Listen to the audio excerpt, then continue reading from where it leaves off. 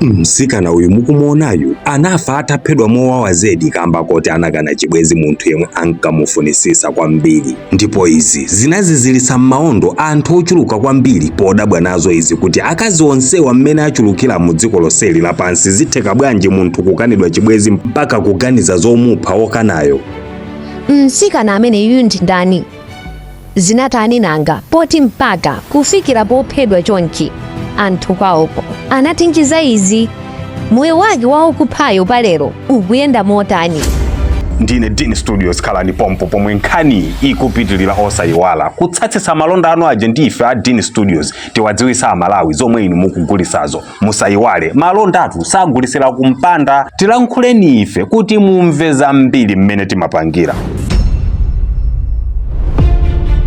Dzina lake msikanayu ndi Fazana yemwe ankakhala ku New Zealand koma kobadwira ndi ku Pakistan wa zaka 21 zakubadwa. Fazana anapita ndi family yake ku New Zealand ali ndi zaka 4 zakubadwa ndipo aphunzira konko mpaka anayamba kupanga study law kuti azakhale lawyer. Komano iyeyu Fazanayu asanafiki ku New Zealand nkumaphunzira chonchi mpaka kufikira pophedwa, iyeyu poyambapo nayenso anazabadwa zabwinobwino monga muja momwe mwana aliyense abadwira nkumakula. Ali ndi zaka 4 makolo anaganiza zokakhala ku New Zealand ndi family yonse ndipo zinatonodi nkumakakhala kumene koko banja lonse ana nkumapita ku sukulu mpaka ku college. Komano zonse zinayamba pomwe Fazana anakumana ndi mnyamata wina wa ku India dzina lake Kanwapur Sai. Mnyamata uyuyu anali oti anafika kumene koko chaka cha 2020 ndi student visa. Komano nthawi iyi ankaziwana ndi Fazana anali oti period ya visa yake inali yoti yapanga expire chidule, anali akukhala mosavomerezeka overstayed. So Fazana University yomwe ankaphunzira inali pafupi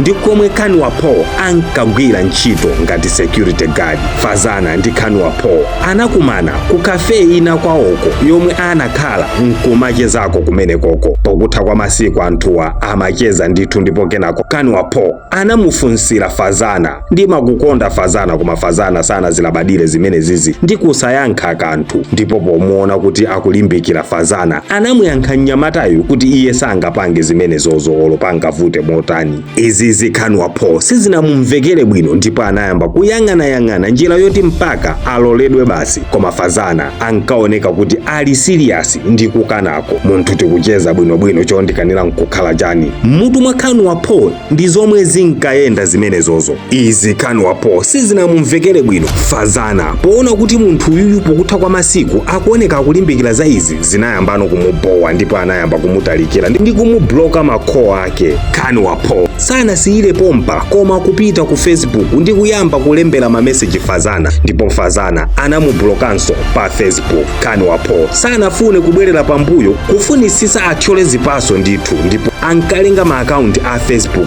ambiri ndipo akaona izizi Fazana amayibloka benso. Mwa mameseji ankatumiza ena anali oti tiye tikhale muchikondi iwe mwana wa kwathu siuza kumudwa ndi ine.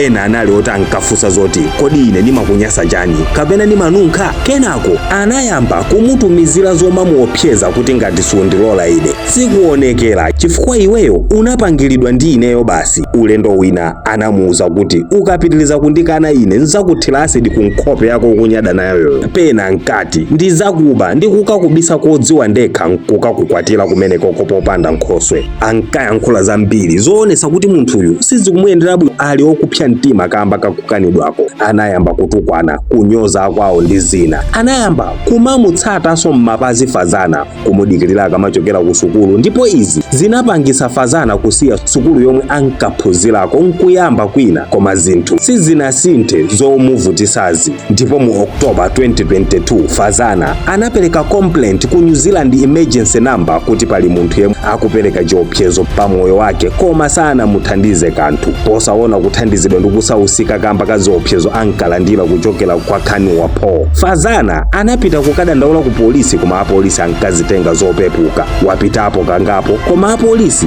amangolonjeza zoti achitapo kanthu koma kunali zii.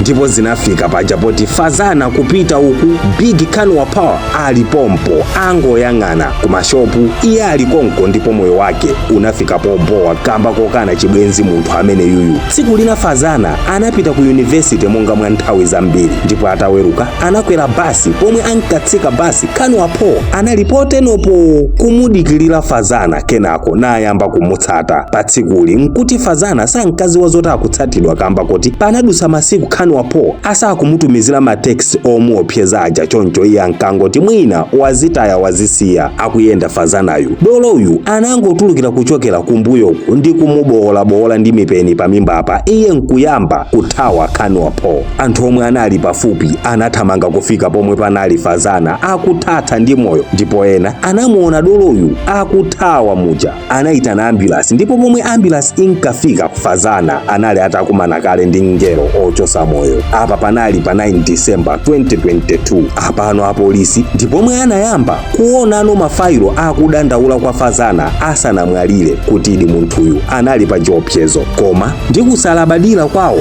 sanamuthandize. Apolisi anayamba kusakasaka Doloyu ndipo anamupeza ndi kumuzenga mlandu wakupha, ndipo mu khoti iye anadulumesa anthu akuyankha kuti iye palibe cholakwa chomwe wapanga, koma Fazana ndiye anali ndi vuto kamba kuti ankamukana iyeyo mnyamata wopanda vuto lina lililonse la kubadwa, ooneka bwino wakufupi ndi kwawo. Choncho ndiye kuti nsikanayu sankazi wa chomwe chili chabwino mmoyo mwake, choncho ankafunikira kungofa akapume. Izizi zinadudumisa akwawo kwa Fazana pamozi ndi ozenga mlandu. Choncho Khanwa Power anagamulidwa kupita kundende kwa moyo wake onse.